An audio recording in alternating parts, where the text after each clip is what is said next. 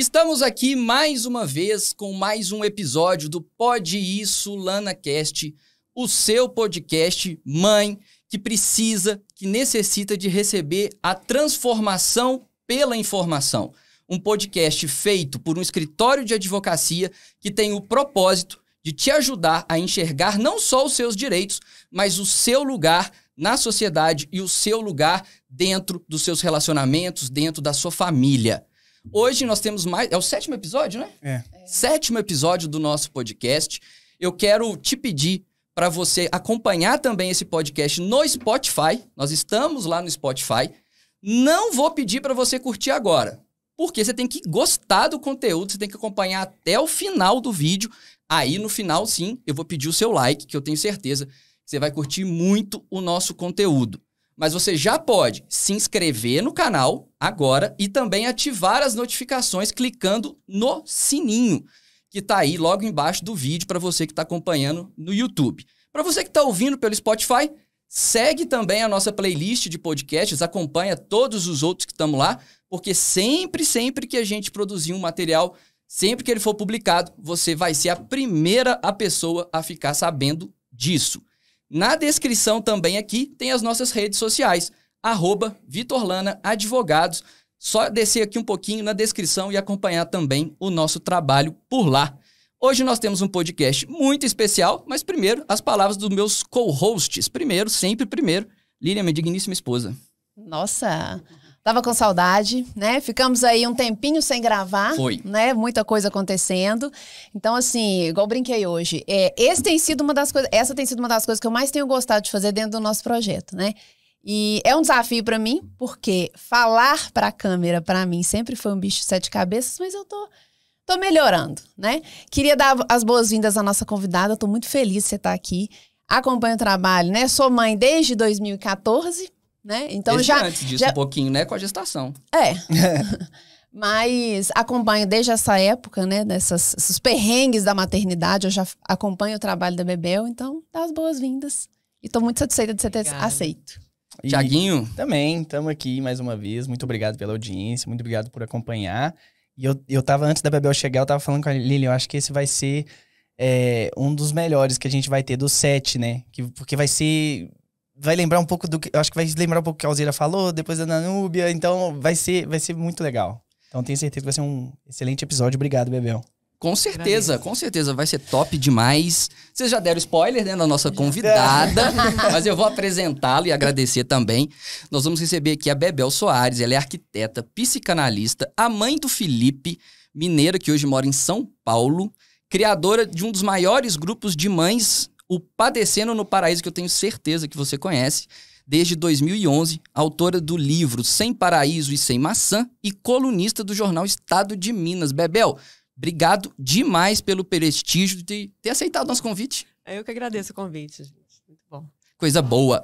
Bebel, eu queria primeiro começar conversando com você sobre a sua história mesmo, de como surgiu a ideia do Padecendo, né? Qual que foi esse processo de construção desse grupo, que é um grupo tão engajado e tão importante para as mães. Eu fui mãe em 2009, né? E no início eu achei a maternidade muito tranquila, até o meu filho chegar perto dos 2 anos e entrar naquela crise chamada Terrible Twos, né? E eu fiquei muito perdida em como cuidar dele, assim. Aí, um dia eu fiz um post no Face perguntando, gente, o que eu faço? Assim, não tinha uma rede de apoio, não existia essas coisas, né? E aí, foi tipo assim, 50 mães comentaram lá, amigas minhas. E naquela época, Face não tinha tanto comentário, assim, 50 era uma quantidade muito grande. E uma dessas minhas amigas falou, Bebel, por que tá tanto bombando, tanto isso aqui, por que você não cria um grupo aqui pra gente falar só sobre maternidade? Porque a gente tinha um negócio no Orkut também, mas não tava no mesmo... acho que já tava tendo aquela transição do Orkut pro Facebook. E aí, eu fiz o grupo no Face, assim... chamei 30 amigas que tinham filhos, que foram chamando outras e tal, sem menor, assim, né, pretensão nenhuma. Era só mesmo pra gente poder trocar ideias e tal. E aí a coisa foi crescendo, porque faltava isso, né? Faltava isso pras mulheres. E aí a gente tinha era uma rede de apoio, de troca, de barraco, porque, né, parto normal, cesárea, né, amamento, dou mamadeira, todo. Então, assim, era esse tipo de discussão no início. E aí nossos filhos foram crescendo e foram aparecendo outras demandas, né, que eram maiores, assim. Então, a gente primeiro estava fechando os pronto-atendimentos aqui de Belo Horizonte, de pronto-atendimento infantil. E quando ia fechar o do Vila da Serra, a gente falou, gente, mais um fechando. Não, a gente não pode deixar isso acontecer, porque não tinha para onde levar os nossos filhos. Aí a gente fez uma manifestação, uma passeata na Avenida Brasil, descemos da Praça da Liberdade até a Praça Floriano Peixoto. Um monte de mãe com carrinho de bebê, e os pais, e faixa e tal. E aquilo chamou muito a atenção da mídia e tal. A gente fez audiência pública e tudo, e acabou que a gente conseguiu que não fechasse o PA. Aí eles renegociaram com os planos de saúde, os convênios que atendiam eles, e a gente conseguiu fazer ele ficar aberto. E foi uma coisa muito importante pra gente. E saiu em vários jornais e tal, né? E aí mais gente que ficou conhecendo o grupo. Eu sei que teve um momento que o grupo já estava com 10 mil mães. E sempre teve uma fila de espera para entrar, para não entrar qualquer pessoa que às vezes não era mãe, ou às vezes era um perfil falso, a gente tinha que ficar conferindo essas coisas, né? E aí a gente começou a ver outras coisas. A mãe quer fazer evento, a mãe quer encontrar, porque a gente perde a nossa turma depois que a gente nasce nossos filhos. E aí comecei a fazer encontros, né? Encontro no cinema, bar, baladinha e workshop também para ensinar algumas coisas importantes, para falar de prevenção e combate ao abuso sexual infantil, para falar de família, para falar da importância da paternidade, do pai se engajar ali, né? Que ele não é uma coisa à parte ali da criação dos filhos. Então, a gente foi fazendo um monte de ações, assim, né? E eu tinha o blog onde eu punha as histórias mais interessantes que apareciam lá dentro do grupo, eu publicava no blog. O blog está desativo, eu fiz um site depois e tal, mas todas essas histórias eu levei para o livro Sem Paraíso e Sem Maçã. Então, não é um livro meu, né, das minhas histórias, é um livro onde eu reconto várias histórias, intercalando com a minha história para esse caminhar, né, de lá para cá, onde que a gente chegou. E aí eu larguei a arquitetura, porque eu começou a demandar muito de mim ser mãe, ser arquiteta e ser a moderadora do Padecendo e tudo, aí eu acabei deixando a arquitetura.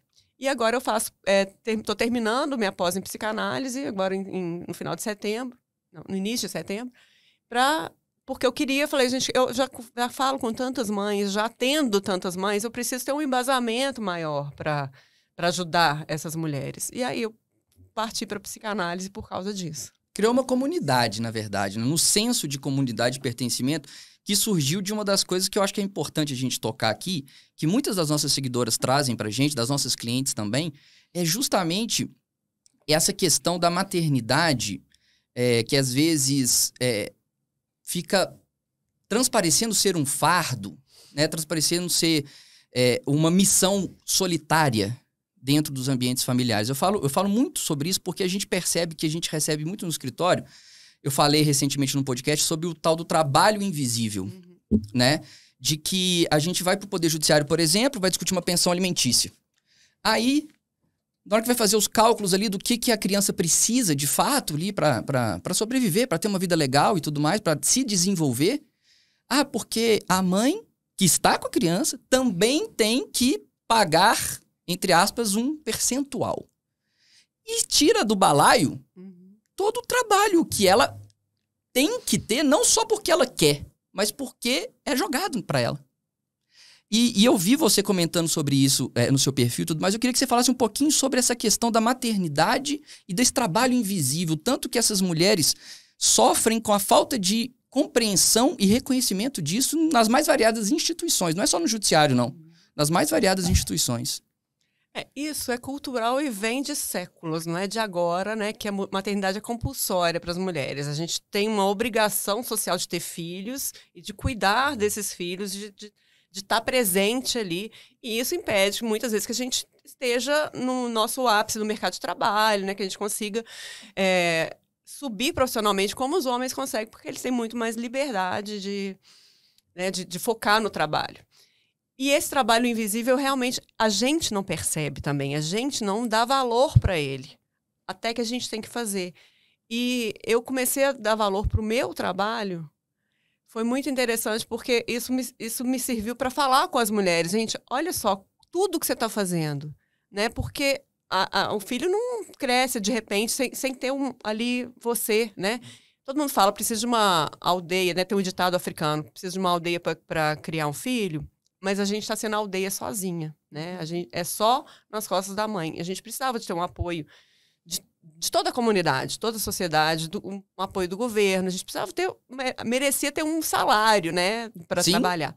E eu percebi o tanto que esse trabalho é importante e o tanto que ele tem que ser valorizado quando eu me mudei para São Paulo, que eu decidi, meu filho estava com 7 anos na época, e eu falei, eu não vou contratar ninguém para trabalhar aqui em casa. O Felipe já está maior, somos só nós 3, a gente dá conta de organizar a casa e vamos ver o que vai dar. E aí eu virei dona de casa. Na pandemia eu aprendi a cozinhar, porque eu não sabia cozinhar. Ai, nós também. E aí eu fui cozinhar todos os dias. E em 2019 eu tive um câncer de mama. Quando eu tive esse câncer, eu falei, gente, se eu morrer... Até então não dava valor para esse trabalho que eu estava fazendo. Até o dia que eu falei, porque quando você tem um câncer, você vai pensar na morte. E eu falei, se eu morrer, o Alexandre vai precisar de uma rede, de um monte de gente para me substituir. Né? Porque não é uma pessoa que... Eu posso ser substituída, mas não por uma pessoa só. Não vale por uma. Não vale por uma, eu faço trabalho de monte. A gente fez um post sobre isso. Foi. Né? Se o pai fosse ficar com a criança, quantas pessoas ele teria que contratar para fazer todo esse trabalho? Porque leva para dentista, marca, tem que saber a agenda do filho, né? Leva para a escola, busca da escola, vai no dentista, vai aula extra, natação, não sei o quê, e vai fazer a comida, arrumar a casa, comprar roupa. É muita coisa. E aí eu fico vendo as mulheres que se separaram, que tem sempre essa questão do ex-marido não entender. Ah, mas você precisa trabalhar. Como se ela conseguisse criar 3 filhos e ainda trabalhar fora, com a pensão que ele dá, porque ele reclamando que tá muito, e ela não consegue, gente. Simplesmente é impossível você fechar essa conta, né? E tem muitas mulheres que têm mais de um filho que fica pior ainda, porque as contas, muita despesa, é muita roupa para lavar. Sim.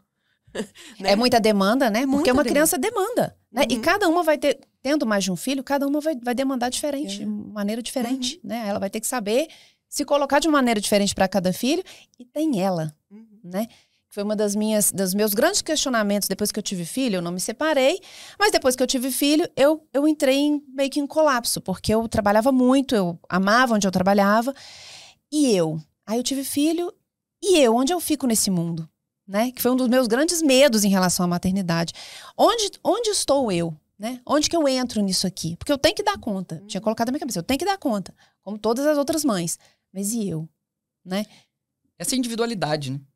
Porque a mulher também, às vezes, ela esquece de ser ela. Sim. Nesse trabalho de maternidade, porque realmente, eu até tomei alguns haters apareceram, porque eu falei assim, porque a mulher tá tendo um prejuízo de tempo. Aí as pessoas, você tá falando que ficar com o filho é prejuízo de tempo? Eu falei assim, não, pera, não distorçam o que eu tô dizendo. No tempo que ela tá com a criança, ela não tem como trabalhar. Ela não tem como fazer outras coisas. Ela não tem nem como sair para se divertir com as amigas, que também é fundamental para o desenvolvimento dela. E essa conversa ela é muito séria porque a gente tá vivendo um momento muito perigoso hoje. Eu já falei sobre isso aqui com a Alzira, eu acho que a gente pode repercutir esse assunto. A gente já tem um grupo, né, de homens, enfim, aqueles red pills, que estão tentando legitimar um discurso que antes era um discurso meio que, não, eu não sou tal coisa, mas aqui em casa funciona desse jeito. Velado, Agora né? eles estão propagando essa ideia pela internet. E isso é um perigo muito grande, porque a gente percebe lá no escritório situações como, por exemplo, recente, uma cliente, as crianças estavam com o pai, passando férias em outra cidade, são crianças, e o pai falou assim, eu não vou poder levar eles de volta, não, vou colocar no ônibus. Foi mesmo. No ônibus, que vai viajar por mais de 8, 10 horas, parando em várias cidades, 2 crianças. Acho que uma tem 14 e outra tem 9, um negócio assim. Um negócio desse, e o meu tem 9. Eu falei, jamais que eu colocaria o meu filho dentro de um ônibus, sem nenhuma supervisão. Então, se chegou num momento em que, O filho não precisa disso para viver, desse dinheiro. Cara, a discussão não é essa. Cara, e posso só acrescentar um negócio, porque a gente tava explicando pra ela o que podia fazer juridicamente ou não, etc, etc. E ela mandou um print ontem. Sabe um dos argumentos que ele usou pra convencer ela? Porque ela falou, cara, pode acontecer alguma coisa e tal. Ele falou assim, eu pesquisei aqui, 80% dos estupros são de pessoas próximas. Ou seja... Olha o absurdo que esse bonitão. É o bonitão que a gente fala. É o bonitão. Ele pra legitimar o fato das crianças dele irem de ônibus à noite de uma cidade a outra, onde vai fazer várias paradas, né? E ela falou, Deus me livre, guarda se acontece alguma coisa. E, sei lá, na discussão ela deve ter falado, e se acontecer alguma coisa nesse sentido? Ele falou, não, eu pesquisei aqui 80... Tipo assim, na estatística não vai acontecer. Ninguém é estuprado no ônibus. Mas não pensou na cabecinha dos meninos dentro de um ônibus, sozinho, à noite? Olha, eu tenho amigas que foram abusadas dentro de ônibus, né, numa situação dessas, que ia pra casa da avó, de madrugada, desse jeito, e o cara tem várias que, inclusive, elas não se lembravam, porque é uma coisa traumatizante. E quando a gente fez o workshop de prevenção e combate ao abuso sexual infantil, que elas começaram a ver que aí várias aqui se lembraram dessas coisas e foram comentando com a gente. E tem que ela estava sentada na cadeira do ônibus, tinha um homem do lado e o homem passando a mão nela. E ela fingindo que estava dormindo apavorada, mas ficou quieta, não gritou. E a gente também, naquela época, ainda não se falava dessas coisas, ela não sabia nem como agir. Porque acho que hoje, algumas crianças iam saber que eu ia começar a gritar. Mas, na verdade, a maioria vai ter medo, né? Sim. Vai ficar quieto ali mesmo, igual ela fez. E não dá para o pai simplesmente considerar que vai ter 20% de chance, só 20%. É uma chance absurda, né? 20%? Né? Muito. Eu achei ridículo. E olha pra você ver, a mãe, que é a nossa cliente, tava preocupada, né? Quer dizer, ela tava preocupada porque ela descobriu através da filha que o pai pretende mandar ele sozinho. Foi sem comunicação. Não foi um negócio combinado, olha, eu tenho que levar... Eu não sei qual que é o outro compromisso que ele tem mais importante que os filhos dele, mas, porra, velho. Eu falo que a gente tem uma categoria que é o ex-pai, né? A pessoa que separa da mãe e acha que não é mais pai dos filhos. Tem uma paciente minha que ela falou que o pai... o ex-marido pediu uma foto da filha depois de meses sem ver a menina, pequena, amamenta ainda a menina. Ela mandou a foto e ela nunca manda a foto da menina sozinha, porque ela já entendeu que se ela mandar a foto da menina sozinha, ele vai postar como se fosse ele que tivesse feito a foto. Exatamente. Nossa. E vai usar em processo ainda. Né? E aí ela só manda foto da menina com alguém. E aí ele só respondeu, ela tá linda. E ela ficou revoltada, porque assim... A menina não sabe. Ela escreveu um textão pra ele e tal. Porque ele não pode resumir a filha dele, a linda. Ele não conhece ela. E a menina não sabe nem falar papai, porque ela não tem um pai. E isso gera um prejuízo futuro enorme, né? É o que no judiciário a gente chama de abandono afetivo, né? Às vezes, quando a gente fala sobre isso com alguns clientes que sofrem situações similares a essa... Principalmente o número de pais que não resistem ao nascimento do filho, né? Assim, logo no início ali, quando a criança tá pequena, naquele momento que é atenção total e tudo mais, e que a mulher se volta ali ao filho e tudo mais, e o homem se sente, pelo menos esses narcisistas que querem atenção o tempo todo, centro do universo e tal, eles se sentem largados, ignorados, eles não conseguem entender o cenário do que está acontecendo, entendeu? Que tem hormônio, que tem uma situação específica, que tem uma criança 100% dependente, 110% criança dele também. Criança dele também, enfim. E dentro desse contexto todo que a gente tá trazendo aqui, se cria... Uma realidade também do pai recreio, por exemplo, que é aquele que pega no sábado de manhã, vai no parquinho e devolve na hora do almoço, né? E depois fala que a mãe que não tá deixando conviver, que é a autoalienação, ou seja, ele não cria vínculo afetivo. Aí a criança chora, porque não quer ir. Quem que é esse cara? Né? Quem que é esse cara? Lá na frente, essa criança, ela não vai ter uma referência paterna. E essa referência paterna, gente, ela pode ser exercida não necessariamente por um homem, ela é uma função, né? Paternidade é uma função. E ela não vai ter essa referência, ela não vai ter esse ponto de contato. Às vezes, muitas crianças jogam para os avós, né? É muito comum a gente ver os filhos das nossas clientes ter como referência paterna o avô, né? E o avô também acaba assumindo essas responsabilidades, o que, de certa forma, é necessário, mas a gente precisa alertar. Porque senão vai chegar ao ponto que o cara vai ser premiado. O pai vai ser premiado, vai ser fácil já é fácil pra ele. Ele sai de casa, vai pra outro lugar. Quando sai de casa, né? Porque tem uns que não saem. Sai de casa, vai ter a vida dele solteiro, vai pagar R$500 e vida que segue. Mas eu queria que você falasse um pouquinho sobre esse momento que a gente tá vivendo, Bebel. Desse perigo que é essa mensagem de rivalização, né? Que alguns grupos de meninos estão fazendo na internet. Eu queria que você repercutisse isso um pouquinho. Acho que eu nem posso chamar de menino, porque se meu filho tem 14 anos, ele tem muito mais maturidade do que essas criaturas, né? Acho que o meu também. Com 9 ele já tinha. Assim, realmente são...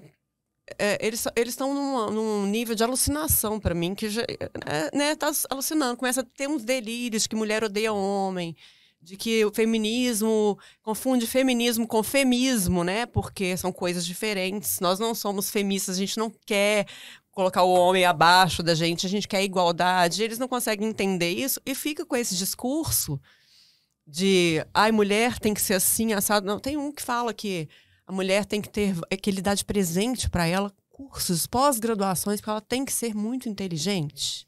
Eu vi isso. Eu vi também. Tem coisa. Aí você começa a ver, você fala assim, não tem mais olhos para revirar, eu não consigo nem comentar mais essas coisas, de tão surreal que eu acho. Mas você vê que é uma criatura que ela tem uma baixa autoestima, né? E acha que o mundo tinha que girar ao redor dele, né?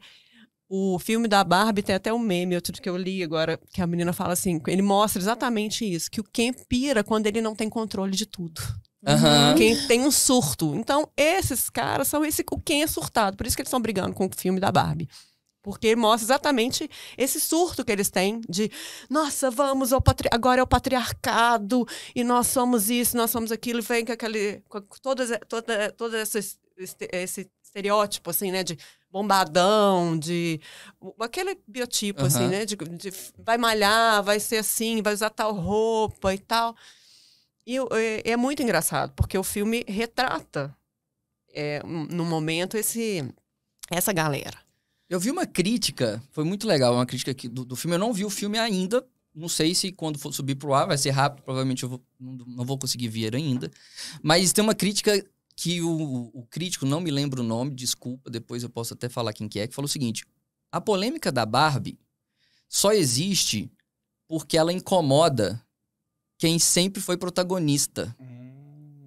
Né? Te tira da zona de conforto, né? Não, porque ela ataca um status quo, né? Ela ataca uma realidade de opressão. Ela ataca o opressor de alguma forma. E isso, logicamente, ia ser objeto de comentários. Tanto é que a gente vê quem ataca, não ataca o filme por outros aspectos, enredo.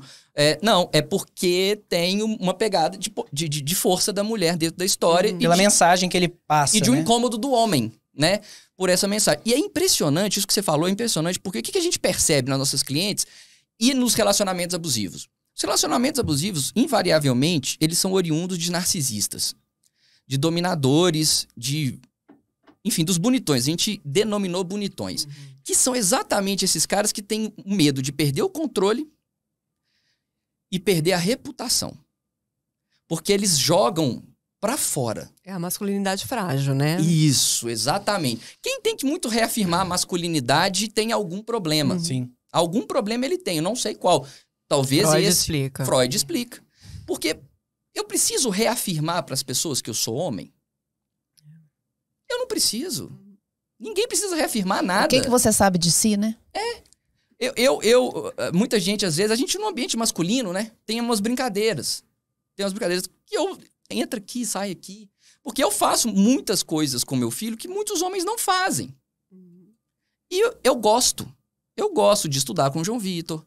Eu gosto de levar ele na escola. Eu gosto de acompanhar o futebol dele. Eu gosto de fazer essas coisas. É uma coisa que me dá prazer de fazer.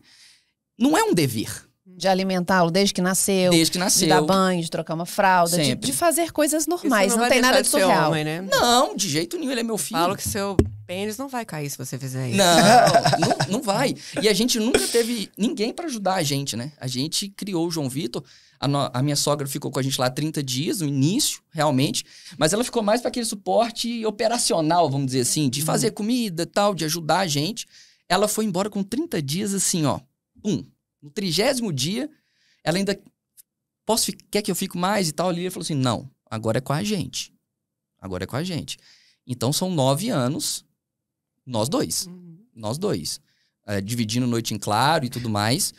E esses deveres, essas funções que são muito pesadas e que não são vistas pelos judiciários a gente defende essas teses lá nas nossas ações. De que ela não tem que contribuir financeiramente com a pensão.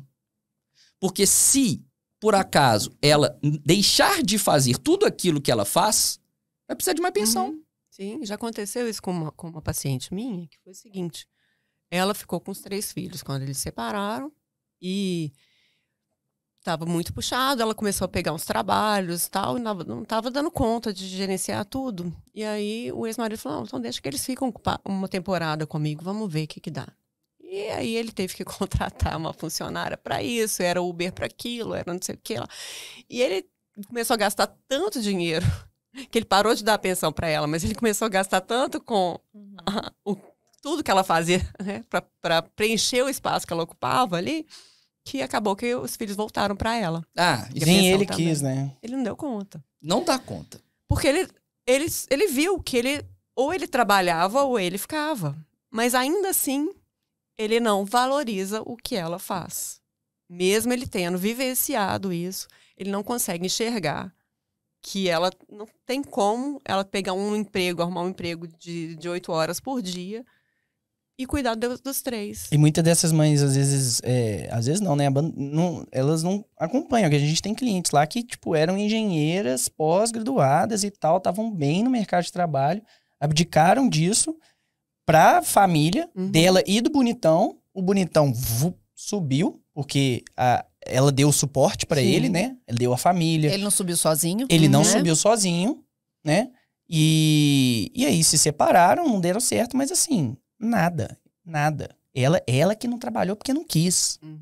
Ela, entendeu? Pois é. É o raciocínio que ele tem e que é o que o Vitor falou. No Poder Judiciário também a gente esbarra com esse tipo de coisa, porque é um juiz que tá decidindo ali também, né? É um promotor também que tá decidindo ali também. Da onde que ele vem? A gente já cansou de juntar. O CNJ em 2021 colocou... fez um protocolo de julgamento pela perspectiva de gênero que é muito elucidativo, que fala que o juiz não tá alheio a essas coisas da sociedade, né? Não. E aí a gente junta no processo, é um protocolo de 100 páginas, gente, é a gente mandando o juiz estudar um negócio, por quê? Porque ele precisa saber pra ele julgar aquele caso ali. Mas às vezes ele vai julgar até pensando nele, né? E se quando ele separar? Pode se ser. ele separar? Eu já vi isso também acontecer. Ele vai criar precedente contra ele?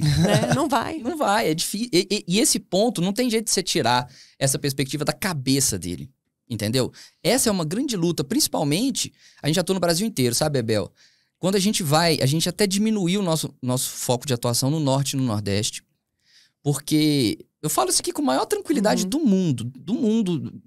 Esse podcast vai aqui pra minha rede social, enfim, não tem problema nenhum. É um judiciário extremamente machista.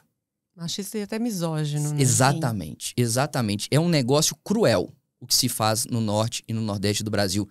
Não é só no judiciário, né? É uma região que sofre muito com isso. Não que a gente aqui no Sudeste esteja alheio a isso de forma alguma, mas é porque eu fiquei impressionado ao ter contato com a realidade de mães que não trabalham, pais que trabalham e a quantidade do valor da pensão ser igual, sabe? Tipo, tem que ser 50% para cada lado, porque é pai e mãe do mesmo jeito e não dá voz, não traz a voz dessa mulher pro processo. Então, isso é um negócio que a gente precisa ter espaços como esse pra gente discutir e principalmente de advogados, que às vezes o advogado é meio imparcial demais, né?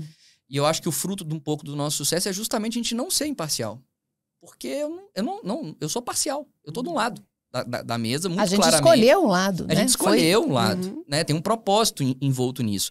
E tem outro aspecto também que eu queria que você comentasse. Talvez as mães lá do Padecendo devem falar sobre isso. Eu imagino, não sei. Temos um instituto no direito que é a tal da guarda compartilhada, né? Tá lá que os pais devem dividir responsabilidade, em igualdade de condições, tá? É bonito isso. Mas eu tenho quase 14 anos de advocacia, desde que essa lei foi sancionada, eu não me lembro qual que é o ano, eu nunca vi a guarda compartilhada. Eu conheço de um caso, lá em São Paulo. Os filhos, são um menino e uma menina, os filhos ficam uma semana com a mãe, uma semana com o pai, eles moram bem perto um do outro, porque aí quando precisam buscar na escola e tal, mas eles ficam, assim, intercala semanas. Tem até psicólogo que fala que não é bom, né, ficar mudando de casa. Mas está funcionando para eles já tem algum tempo, tem não sei quantos anos, não, mas já tem algum tempo, assim, e o pai frequenta a casa da mãe, a mãe frequenta a casa do pai, eles têm uma relação tranquila, né? Não vou falar que é de amizade, mas eles conseguem equilibrar, assim, e tá dando certo. Mas é um caso em 1 milhão, né, gente? E é porque aí tem uma relação saudável familiar, né? Eles se separaram, mas não deixaram de nutrir respeito e entender a paternidade e a maternidade.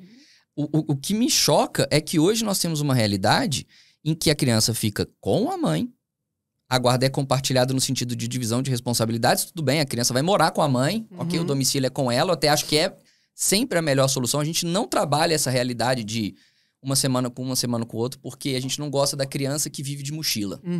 Eu acho que a criança ela precisa ter o quartinho dela, precisa ter as referências dela.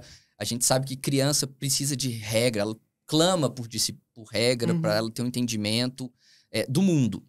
Mas o que me assusta mais é que se estabelece uma realidade de que é a divisão de responsabilidade, mas o cara não sabe o nome da professora da escola, não sabe se foi no pediatra, se não foi no pediatra, não sabe nem o medicamento que o menino toma. Não precisa estar separado para isso, né? Não. Isso é um... Tem os ex-pais, tem os caras que não são pais casados, né? Porque ele não sabe nem a escola, sabe a escola que estuda porque paga o boleto, né? Mas não sabe onde fica na cidade. A gente já pegou casos, e eu já falei em audiência, o pai lutando pela guarda, que na verdade ele queria não pagar pensão. E torturar as mulheres. Exatamente. Isso aí nós vamos falar sobre isso. E eu perguntei pra ele, falei assim, ok, você quer a guarda do fulano?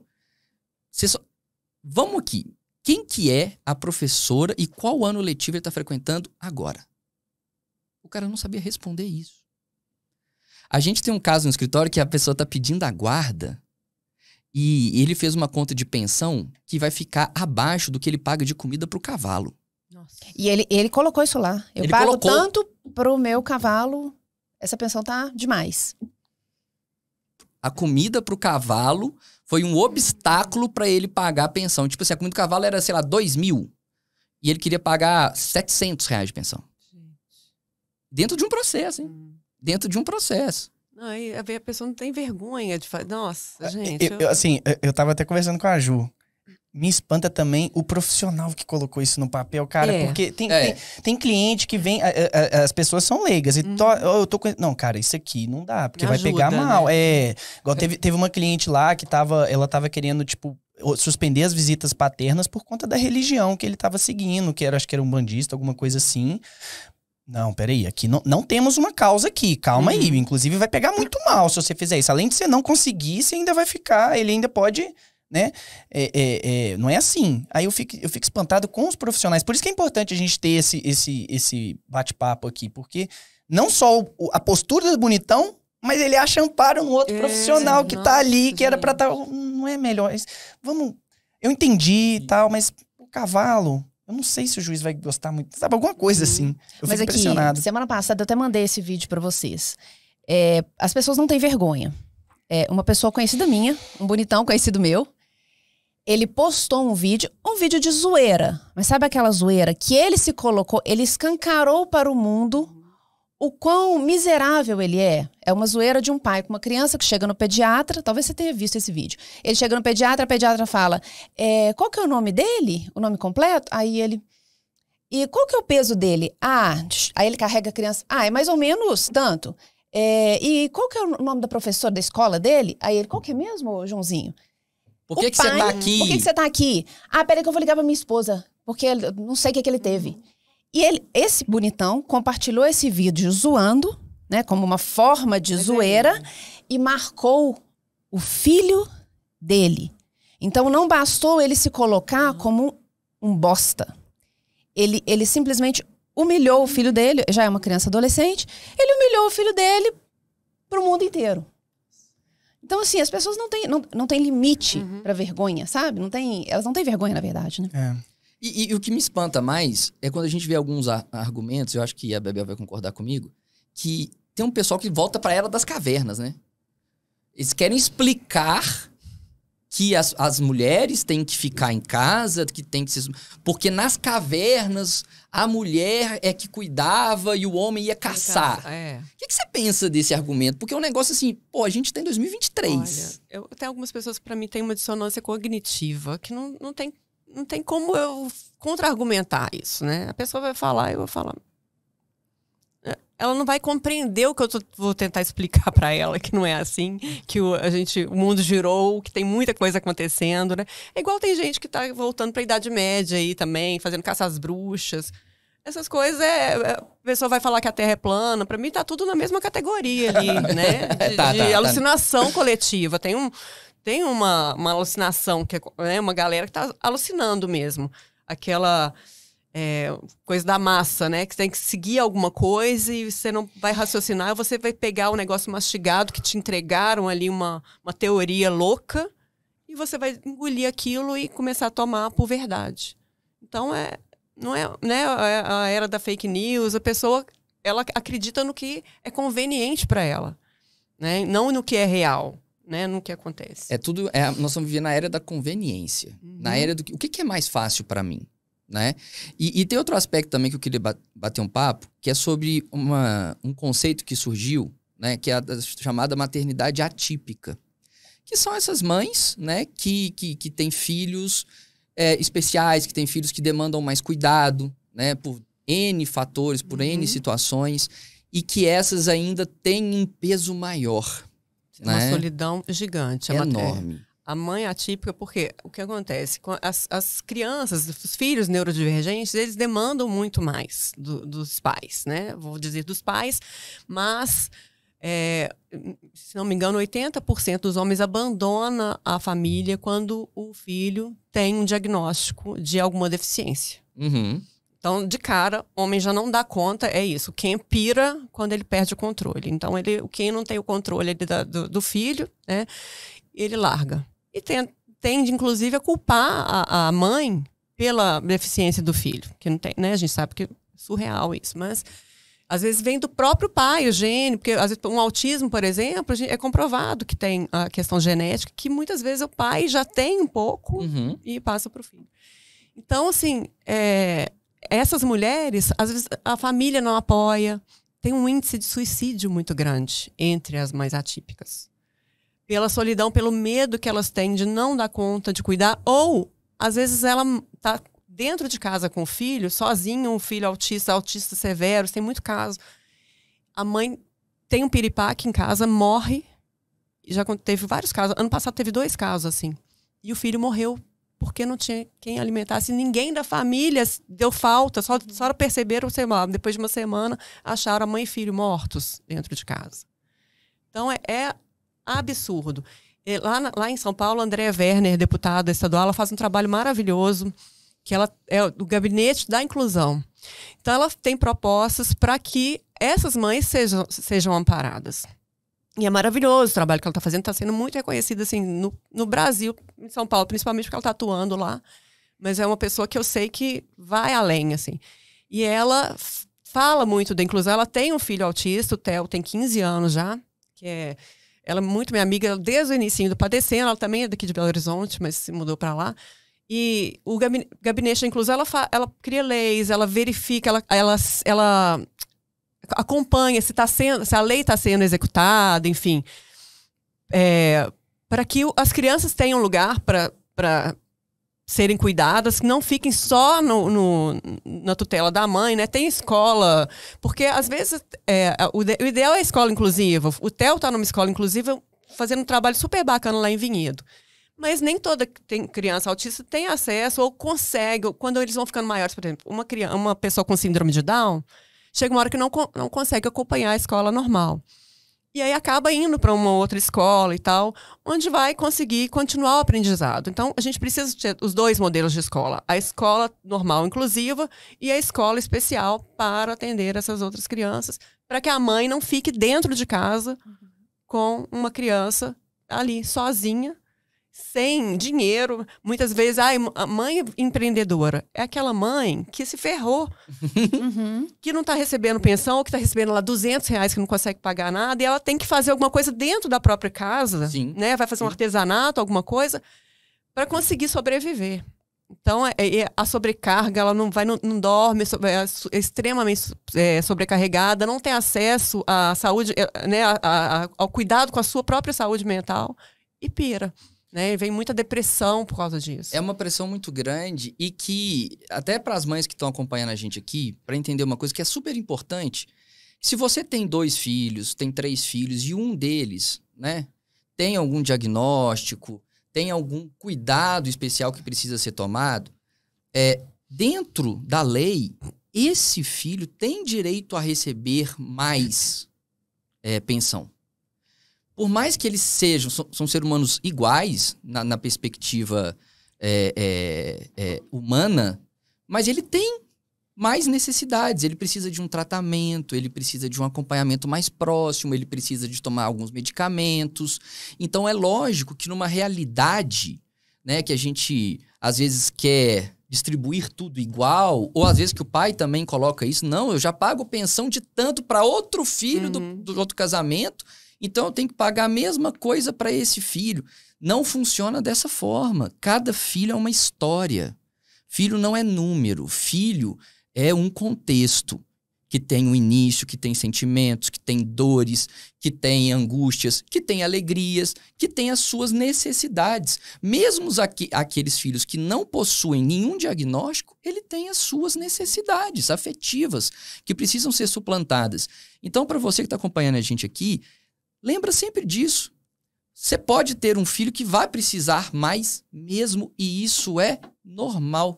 Você ama todos igualmente, mas você vai precisar de um suporte maior naquele filho e não tem problema nenhum nisso. Né? A gente já pediu pensões aqui justamente sobre esse fundamento. Olha, tem que fazer ali a equinoterapia, tem que fazer uma terapia ocupacional, tem que fazer um acompanhamento específico de fonoaudiólogo. Então, cara, isso é custo. Isso é custo. A gente sabe que a gente está trabalhando isso como investimento, mas tem que colocar no papel. Então, é uma maternidade muito sacrificante nesse ponto, mas a gente não está dizendo aqui que é sofrimento. A gente não está dizendo aqui, nós temos 2 mães na mesa. Ninguém está falando que não gosta de ser mãe, né? Ninguém está falando que sofre por ser mãe. Não, ela sofre por outra coisa. O que eu entendo dessa conversa nossa é que ela sofre não pelo reconhecimento, mas por não ter, talvez, voz em alguns momentos, principalmente nos momentos institucionais. Não à toa o nome do grupo, Padecendo no Paraíso. Que eu achei um nome sensacional. Não, e o nome do livro também é muito bom, Sem Paraíso e Sem Maçã, porque eu acho que traz para a realidade, né? Eu estava lendo hoje um livro que é O Ego é o Seu Pior Inimigo, inclusive recomendo fortemente a leitura desse livro, que o autor fala, olha, nós precisamos sair dos pensamentos e começar a encarar a realidade. E acho que o que nós estamos fazendo aqui é justamente isso. Encarar a realidade, não ficar colorindo demais para vender um estereótipo, né? Que a gente vê nas propagandas. A mãe sempre é a modelo mais bonita, tá sempre, né? Usando um melhor cosmético, né? Não é assim, né? Não é assim. Eu lembro que a Lilian, quando ela teve o João Vitor, ela falou assim, quando que eu vou ter o meu corpo de novo? Não foi isso que você falou? Quando que eu vou ser eu? Quando que eu vou ter meu corpo? Eu vou emagrecer? Né? Esse tipo de coisa não é aquilo que aparece na televisão. Aquilo ali é um contexto. E às vezes a rede social também é muito responsável por isso. As pessoas cobram isso da gente. Eu tava vendo agora, não sei se vocês viram, a ViTube, que teve bebê recentemente, já estão falando para ela fazer lipoaspiração na barriga. E ela foi ótima, porque ela falou, não, gente, vocês estão ficando doidos, não vou fazer, não tô pensando nisso agora, não tô preocupada com isso agora, talvez eu tenha outro filho, não é uma prioridade. Gente, as pessoas querem que a mulher passe por um risco cirúrgico com um bebê de colo que tá amamentando ainda, porque ela tem que ficar com a barriga sarada. É uma pressão de todos os lados, né? A pressão estética, a pressão de ser a supermãe. Aí você sai com as amigas e pergunta com quem que você deixou seu filho, como se o filho não tivesse pai. É isso que dói na gente. Não é ser mãe. É as cobranças em cima da maternidade e a solidão de fazer tudo sozinho. E tem um outro lado também, né? Ao mesmo tempo que tem essa cobrança pela estética, né? Enfim, por ela ser uma super mulher, uma super esposa, uma super mãe, uma super profissional. Um exemplo, Cláudia Leite acabou de ter filho, fez o que ela queria, o que ela estava afim e também foi massacrada. Como assim você está com um bebê de colo e pensando que você tem que ficar com a barriga linda para um carnaval? Então, assim... Não, nunca tá bom. Exatamente. Tudo que a gente fizer, a única coisa certa é ser homem. É exatamente isso. E ninguém consegue entender esse contexto, esse cenário. E o que deixa a gente... Por que a gente tem esse propósito, sabe, Bebel? Por quê? Muita gente fala assim, no meio da advocacia. Vocês escolheram advogar para mães e tudo mais, não sei o quê. Mas elas têm dinheiro para pagar? Olha de onde já vem, né? Então, o capitalismo aí, né? Que fala muito alto. Total. Eu falei assim, mas elas têm dinheiro para pagar? Eu falei assim, olha, tem. Mas a gente cria a condição para ela pagar. Que é o que a gente faz. A gente cria a condição, não tem problema. Nós vamos resolver o seu problema. É um trabalho remunerado? Mas vamos criar um jeito. Eu sei que você tá sofrendo. Eu sei o que você tá vivendo. Eu sei que você tá lutando aí para receber R$1.000 de pensão. Eu não vou te fazer uma proposta financeira para te ultrajar. Mas a cada pequena facilidade que a gente entrega para elas e que a gente consegue ali colocar uma pensão melhor, que ela começa a ver o filho dela desenvolvendo e pelo menos ela não tendo aqueles problemas mais... Pô, aquilo dá uma satisfação quando a gente recebe os bolinhos lá no escritório, das clientes lá do interior de Santa Catarina mandando um bolinho pra gente. Já pagou o contrato, já pagou. A gente só tá prestando serviço, mas ela se sente tão grata pela informação que a gente passa, pela segurança. Às vezes ela tava sozinha e acha na gente esse apoio jurídico, né? Porque a vida da pessoa, a gente presta serviço jurídico, aí ela vai e manda um bolinho, uma lembrancinha. E a gente já sabe tudo também acontece na vida dos meninos. A gente sabe o nome dos meninos também, mais do que o pai. Qual que é o esporte que eles fazem? Como é que foi a natação? Como é que foi? A gente já sabe isso. A gente tem uma foto delas, né, no nosso escritório, com os filhos, pra gente nunca perder de referência que não é São pessoas. São pessoas, né? Porque hoje é muita internet e tudo mais.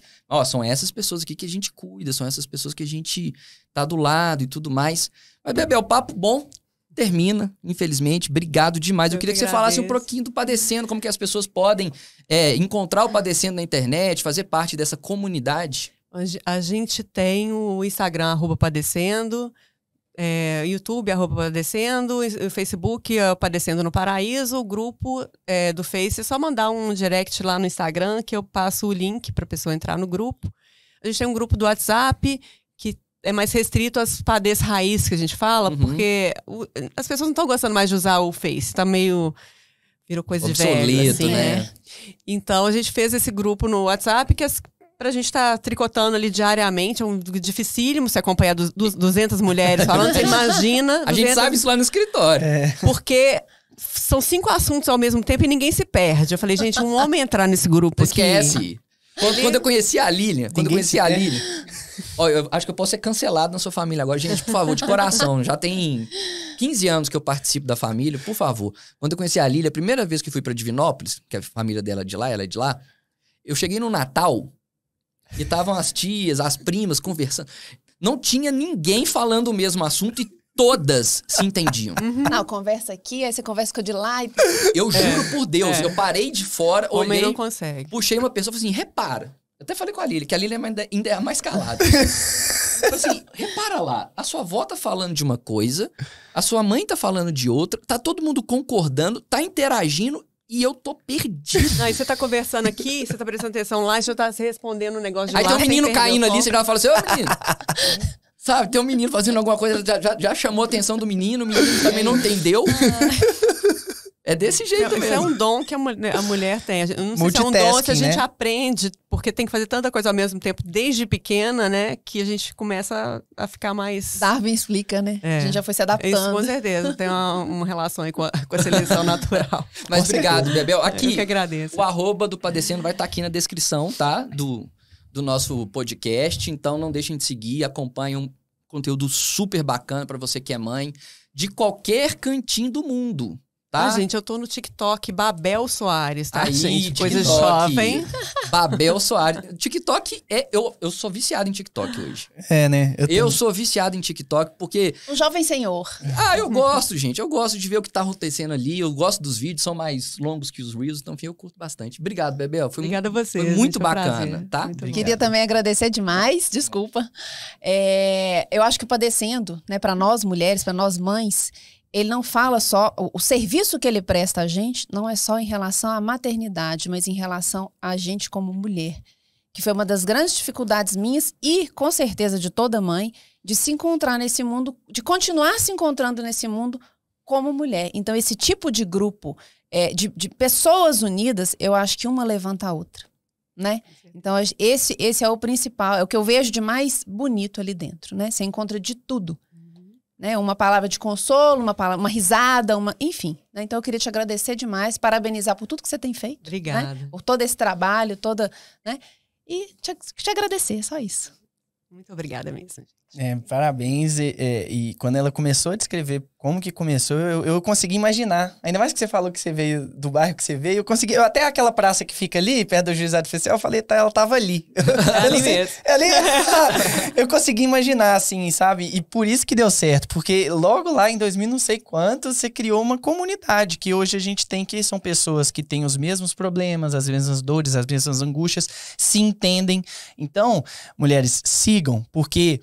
a gente lá no escritório, a gente fala disso. A gente precisa que vocês tenham uma rede de apoio. A gente cuida do jurídico. Jurídico não tem melhor.